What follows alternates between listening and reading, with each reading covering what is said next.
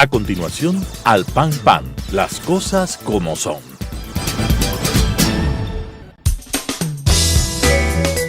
Clasificación B, bajo supervisión de un adulto.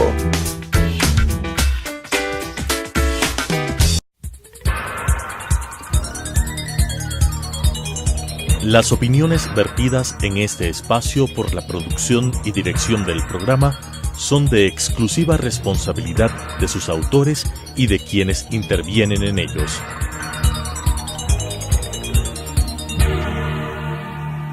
Telesucesos Canal 29 UHF presenta Al Pan Pan, las cosas como son. Coyuntura y calidad de la democracia con la conducción de Patricio Aro. Al Pan Pan, las cosas como son. Cordiales saludos a la gran audiencia de Telesucesos Canal 29, el canal diferente. Reciban estos saludos de su servidor Patricio Aro Hierve junto con Clever Herrera y César Ulloa para decir con ustedes las cosas como son. En esta oportunidad y al aproximarnos a una de las fechas más trágicas de la historia de la democracia ecuatoriana, el 30S, vamos a analizar precisamente cuáles son las consecuencias que se han derivado de este mal momento para la democracia ecuatoriana y son momentos que todavía están causando y provocando incertidumbre, desconcierto y trámites judiciales. Clever, César, con ustedes diremos las cosas como son. Patricio, buenas noches. Clever, buenas noches. De la misma manera la audiencia que sí, siempre sigue con mucha atención este espacio. Alrededor del 30S, cuando esta semana se cumplen 8 años, se comenzó a tejer en el país una trama que a mi modo de ver se inscribe en la teoría de la conspiración. Desde el gobierno de Rafael Correa se comenzó a introducir una serie de criterios en este estado de propaganda que tienen que ver con cosas que se han caído porque no hay evidencias que lo sustenten. Una de estas cosas tiene que ver con el famoso golpe blando. Es decir, se comenzó a hablar de distintas modalidades de golpe de Estado en el sentido de que quienes gobernaron en ese momento desconocen todo aquello que en su momento hicieron, es decir, se comienza a criminalizar la protesta, se comienza a perseguir la disidencia, se comienza a judicializar a los opositores, pero además entran en la jerga de discusión términos como el calentamiento en las calles, temas como el día que se inaugura la democracia, pero sobre todo se pone en evidencia la dificultad que tenía un gobierno autoritario de corte populista de procesar los conflictos y en esta vez no supo procesar un conflicto con los mandos altos, medios y algunos otros mandos de la Policía Nacional. Miren, me parece que hay que partir del hecho inicial. El 30 de septiembre se inicia como una protesta policial. Así es. En desacuerdo con varias decisiones que en semanas anteriores había tomado el Ejecutivo respecto a la estructura policial. Una protesta que no debía ir más allá de eso y que precisamente no debió haber sido atendida, entre comillas atendida, ¿no? O enfrentada por la primera autoridad del país, por el presidente de la República. Se deja de lado toda la estructura institucional, ¿no es cierto? El Ministerio del Interior, el Ministerio de Gobierno en ese caso, la cúpula policial, y el presidente va al cuartel donde se iniciaba la protesta a tratar de sofocar a costa de el ejercicio de un poder como jefe de Estado. Y luego se devienen una serie de hechos que efectivamente están en discusión, están en análisis, que no han sido aclarados. Y de ahí me parece que hay varias lecciones que aprender, que lo iremos viendo más adelante. En efecto, días antes del 30 de septiembre de ese aciago año, se tramitaba en el Congreso Nacional con el bloque de Alianza País la nueva ley del servicio público. Esta ley de servicio público eliminaba ciertos bonos en condecoraciones a los elementos de las Fuerzas Armadas y la Policía Nacional. Estos bonos se dan cuando uno cumple 15 años, se le da un sueldo, que es un sueldo realmente una media de $1,600. Cuando una persona cumple 25 años se le da 2 sueldos y cuando cumple 30 años se le dan 3 sueldos.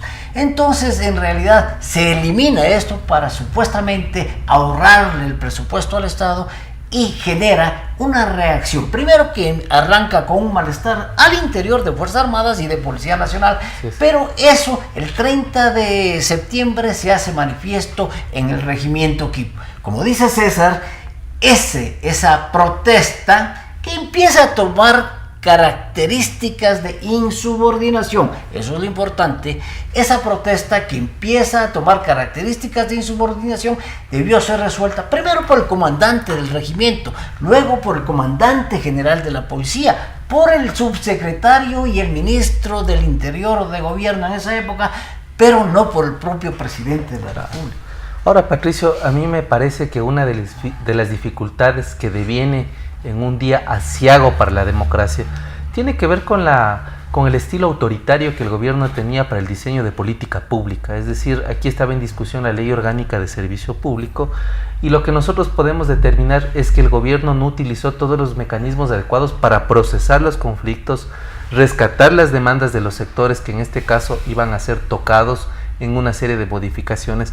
Pero además hay un tema que a mí me preocupa enormemente, y es que estos gobiernos que tienen un estilo muy jerárquico, muy vertical de tomar decisiones, no saben la manera de llevar a cabo a la práctica métodos alternativos para solucionar los conflictos. Cosa curiosa, Patricio y Kleber, porque tenían un ministro que se jactaba de ser experto en todo lo que es resolver conflictos a través de métodos alternativos, como fue Gustavo Llano. Ese ministro solo le vimos escondido tras la ventana. Estaba escondido, completamente escondido. Ahora, mira, hay varios hechos, ¿no? Yo decía, vamos desde el inicio del conflicto. Luego, ¿cuál fue la atención que se dio de parte de las instituciones del Estado? ¿Cuál fue la más grave? Suspender la posibilidad de que la ciudadanía se entere qué es lo que pasaba en el cuartel policial y solo recibir la versión oficial del canal del Estado, ¿no es cierto? Fue así. ¿Cuál fue la segunda versión? La del secuestro del presidente de la República. Se posicionó la idea del secuestro. Cuando el presidente estaba con su equipo de seguridad, seguía despachando y seguía dando disposiciones por vía telefónica. ¿Cuál fue la tercera? La de que efectivamente había una intención de golpe de Estado y que era necesario movilizar a la ciudadanía para la defensa de la democracia.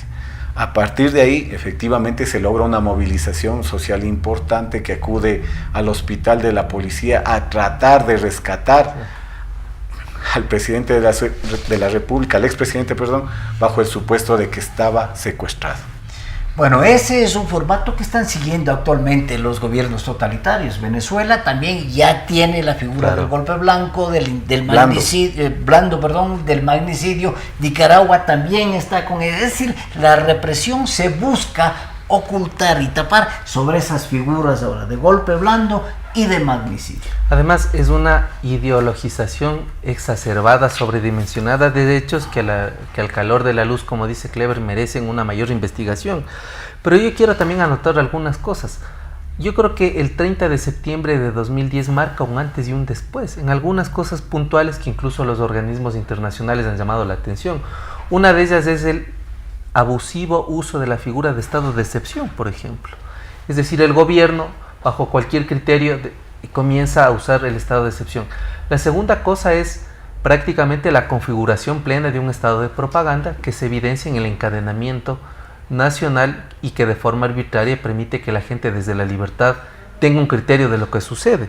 La tercera cosa que me parece súper importante es que ellos tratan de sostener la idea de que ese día se inaugura la democracia a partir de un rol que victimiza y revictimiza a Rafael Correa.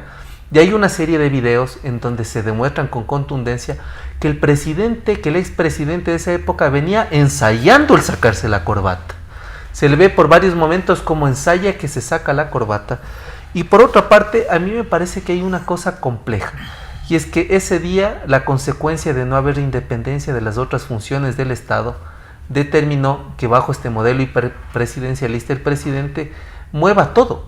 O sea, mueva la justicia, mueva todo lo que significa el aparataje del Estado, pero además logra una gran cruzada de lealtades en ese momento, de solidaridades internacionales, en donde los gobiernos del giro a la izquierda se solidarizan diciendo que no van a permitir un golpe de Estado. Lo más grave de todo esto es el enfrentamiento entre dos importantes instituciones del Estado, entre la Policía Nacional y las Fuerzas Armadas. Desde luego las Fuerzas Armadas tienen una responsabilidad para garantizar la integridad del Estado, y esa integridad fue vulnerada por la policía. Entonces hoy hay muertos de por medio, desde luego que hay muertos de por medio, y una de las cosas que es importante destacar es que el joven Bolaños, cuando es llamada a la población a rescatar al presidente, es asesinado. Ese es asesinado. Entonces, las bajas de la policía quieren hoy llamarse ejecuciones extrajudiciales, lo que está muy lejos de ser la verdad, porque son términos del derecho internacional humanitario. Me parece que todos estos hechos siguen sometidos a investigación. Y yo les decía al inicio que es importante ir viendo las lecciones que esto nos van dejando. Antes de hacer señalamiento a eso, mira, no hay que olvidar que personajes de incidencia política en el gobierno de la época tuvieron expresiones poco afortunadas, por decirlo menos. Yalc, ¿no? No nos olvidemos lo que dijo Carvajal en su época. Jamás el presidente estuvo secuestrado, mencionó. No nos olvidemos de la postura de Javier Ponce, ¿sí? Así es. Y otros personajes que hoy están en el retiro, pero hay que tenerlos presentes. En cuanto a qué pasó en realidad ahí, me parece que se lo está manejando de acuerdo a los tiempos políticos más que a la necesidad de transparencia. Y eso es preocupante. Mira, de cuando en cuando sale información respecto a lo que sucedió ahí, si fue asesinato, si fue ejecución extrajudicial, o si fue represión desmedida, uso desmedida de la fuerza, pero no ha habido, y evidentemente porque la justicia estuvo cooptada, un proceso serio, sistemático de investigación para llegar a la verdad. No podemos dejar de lado de señalar el papel jugado por esa comisión 30S, ¿no es cierto? Donde estuvo Patricio Vaca, donde estuvo el señor Bonilla y donde estuvo Guzmán. Claro. Entonces es imprescindible que esos informes donde hablaban del golpe blando, del calentamiento de las calles, donde ya se ha mencionado que se destinó recursos de la SENAIN para pagar sueldos de estos personajes, se ha aclarado definitivamente. La responsabilidad mayor de todo esto fue generada, desde luego, y fue generado desde el más alto nivel. Pero hoy se pretende acusarle a un mayor, a un teniente coronel, oficiales que participaron en el rescate del presidente de la República por el asesinato, y el que está provocando el gran revuelo, desde luego, es la caída en una acción de Froilán Jiménez. Froilán Jiménez era miembro de la policía. No sabemos a qué lado estaba o no está claro. Sin embargo, es importante decir que la policía, con las Fuerzas Armadas, no hubo un conflicto armado. No hubo un conflicto armado porque la policía no tuvo mando. Las fuerzas insubordinadas no tuvieron mando, y esa es precisamente una de las condiciones para que el derecho internacional humanitario, que es el derecho público, califique como un conflicto armado. A mí me parece que hay que volver al tema de la comisión ad hoc que se arma luego del 30S, en el sentido que primero quienes la integran carecían de cualquier nivel de independencia y de autonomía. Así es. La segunda cosa que es importante es que esta comisión, siendo ad hoc, sin embargo, hace el uso abusivo y arbitrario de recursos del Estado, instrumentalizando como broker a la Secretaría Nacional de Inteligencia. La tercera cosa más grave y que complejiza aún más es que Carlos Vaca Mancheno, quien era integrante de esta comisión, luego pasa a ser juez y parte cuando se posesiona como fiscal general del Estado. Y otra de las cosas más graves que a mí me parecen complejas es que quien en ese momento era el titular de la acción penal, el fiscal general del Estado, también se debía a intereses de ese partido político, y que por lo tanto generó más nubes grises que cosas que nos podían dar como ciertas señales alentadoras. Creo que este 30S marca un antes y un después, además porque se producen 4 hechos. La primera es la ruptura definitiva del gobierno con los medios de comunicación. La segunda, la ruptura definitiva con todos quienes en ese momento están en contra de las versiones que presentó el gobierno. Y la tercera, indudablemente, que simbólicamente ellos generan una fecha en donde durante los años que sucedieron se comenzó a hablar de que este gobierno es el único desde la transición que ha rescatado la democracia. Pero lo preocupante es que esa fecha, inmediatamente después que sucede, Correa lo asume como una fecha simbólica, ¿no es cierto? Y señala expresamente que uno de los temas que no va a permitir que se discutan y que se ponga en duda es ese, el del 30 de septiembre. Y evidentemente a partir de ahí se empieza a construir toda una serie de ideas sobre lo que significó y la necesidad de defenderla. Acuérdate el aparecimiento de la Meghan, ¿no? Claro. El día que nació la democracia. Ahora es importante decir, y quiero retomar nuevamente la acusación que se está haciendo sobre la ejecución extrajudicial. Es un concepto de derechos humanos y quisiera que la gran audiencia me permita leer lo que es una ejecución extrajudicial. Dice, según el derecho internacional humanitario, un caso de violación de derechos humanos que consiste en el homicidio de manera deliberada de una persona por parte de un servidor público que se apoya en la potestad de un Estado para justificar el crimen. Pero si hay un enfrentamiento armado, definitivamente eso no puede darse.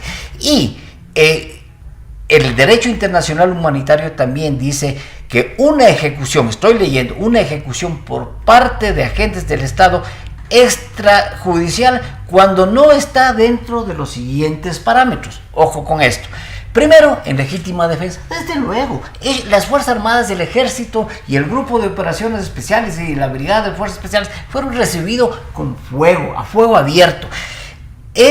También debe ser dentro de un conflicto armado, que ya consideramos que no hubo un conflicto armado porque no hubo mando. O sea, la policía, los insubordinados, estaban convertidos en una banda de cuatreros. El uso racional y necesario proporcionado de la fuerza para hacer cumplir la ley. Se enfrentaron fusiles con fusiles. Hay otra polémica, se dice del calibre de las armas. La policía tiene calibre .556 y el ejército también tiene calibre .556.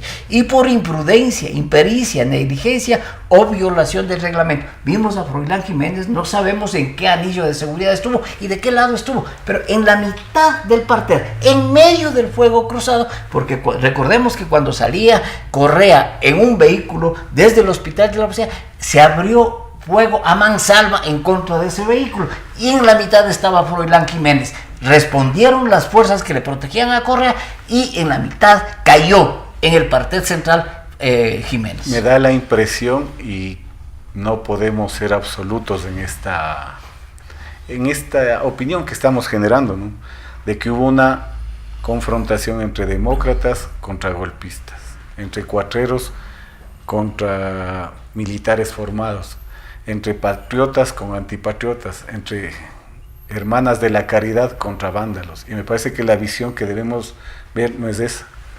O sea, las Fuerzas Armadas son grupos de personas formadas técnicamente, militarmente, para tener un rol y cumplir en el Estado. Yo creo que lo que se está planteando ahora, ¿no?, las ejecuciones extrajudiciales, la responsabilidad del alto mando, o sea, tiene que seguir un proceso legal para que efectivamente se llegue a una conclusión.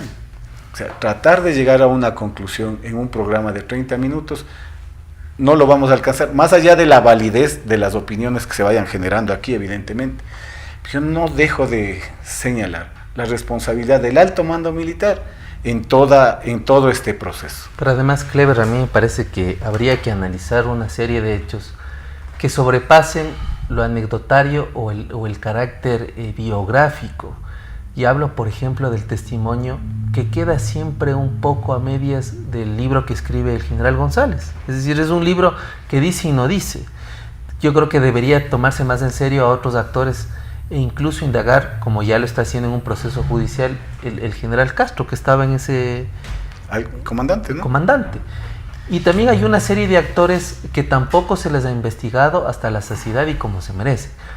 Indudablemente armar este rompecabezas cuando ha habido violación de la cadena de custodia, porque además hay una cosa grave. Uno de los hechos que llama mucho la atención es que la escena donde se produce este hecho inmediatamente es limpiada por parte del municipio de Quito. Entonces tampoco se puede reconstruir con toda la experticia científica, porque desde el otro lugar tampoco permitieron que eso se conozca a la realidad, a la luz. Y por otra parte, los medios privados, los medios de comunicación privados, al ser coartados, tampoco podían dar una versión como muy claro diferente a lo que significaba eso. Pero es importante decir esa cadena de mando. La cadena de mando, ¿qué es y cómo se establece una cadena de mando? Es la que materializa la secuencia de las órdenes políticas a militares y a tácticas. Estas órdenes, desde luego, surgen desde el poder político, y las órdenes desde el poder político son frases u oraciones que simplemente dan una disposición concreta. Vaya a Medio Oriente y rescate a Kuwait. Se armó la guerra de Kuwait por eso. Ni un paso atrás. Las Fuerzas Armadas se revistieron de gloria en el CENEPA. Rescátenme. Ese rescátenme es la disposición política, y de ahí se deduce. El jefe del comando conjunto materializa esa orden, una orden estratégica, y luego se transmite a través de la oficina de operaciones a la fuerza de tarea, y la fuerza de tarea da a quién va a ejecutar esa operación. Por lo tanto, no es que cada quien dio las órdenes que le da la gana. Sobre un proceso que se llama el proceso militar en la toma de decisiones, se va ejecutando esta cadena de mando y se dan las disposiciones concretas. Por lo tanto, no es que Correa dio directamente la orden a Castro, sino que recibió a través de esa orden Castro, a través de González, a través de operaciones del comando conjunto, a través del comando de la fuerza de tarea, que es la unidad operativa que debía comandar esta operación, y por último quien la ejecuta, que fue la Fuerza de Tarea Central, comandada por el entonces coronel Luis Castro, que después fue comandante general del ejército del propio Correa. Pero es que yo no dudo que este fue un hecho político. Claro, el origen fue eminentemente político. Levantar la credibilidad de un presidente de la República y construir ese imaginario que luego él mismo trató de posicionarlo, ¿no? Así también trataron de asesinarlo a Eloy Alfaro, así lo asesinaron a Alfaro. Evidentemente es un hecho político, y las disposiciones que se dieron fueron políticas, y luego la idea de la Megan, la idea de ese estado de propaganda que limite, son hechos políticos. Lo preocupante evidentemente ahí es la postura política que asumió el alto mando militar al atender así sin mayor reparo las disposiciones presidenciales. A ver, yo quiero recordarle a la audiencia, y nosotros hemos revisado esto históricamente, que estas insubordinaciones de la policía o del ejército bajo criterios de reivindicación salarial en el Ecuador ya se produjo uno en la época de Roldós. Sí. Se produjo una ya en el gobierno de Jaime Roldós, y no llegó a los términos que llegaron. Y también se ha producido en Bolivia, en el gobierno de Evo Morales. Se ha producido también en Argentina. Pero fíjense en que el manejo político ha sido tan distinto que no llegó a crear un imaginario de estas características, en donde incluso descaradamente el gobierno sacó una propaganda hablando de la dictadura del amor. De la dictadura del amor. Por lo tanto, es importante concluir y decir que sí, hay un responsable, ya es un responsable político que tiene nombre y apellido de todas las muertes que se suscitaron, porque hubo muertes del ejército, muertes de la policía y muertes de civiles. Por lo tanto, ese responsable político es el que debe ser juzgado y condenado bajo el debido proceso y la investigación necesaria. Y ese responsable se llama Rafael Correa Delgado. Una sola cosa, no debemos olvidar la afectación que sufrió la ciudadanía, las organizaciones sociales al respecto de esto, la afectación de la institucionalidad y de la democracia como tal por este proceso. De esta manera, con César Ulloa y Clever Herrera y su servidor Patricio Aro Hierve, hemos dicho las cosas como son. Al pan, pan. Las opiniones vertidas en este espacio por la producción y dirección del programa son de exclusiva responsabilidad de sus autores y de quienes intervienen en ellos.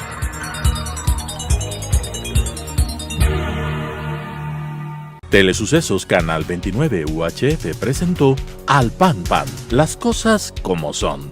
Coyuntura y calidad de la democracia con la conducción de Patricio Aro. Al Pan Pan, las cosas como son.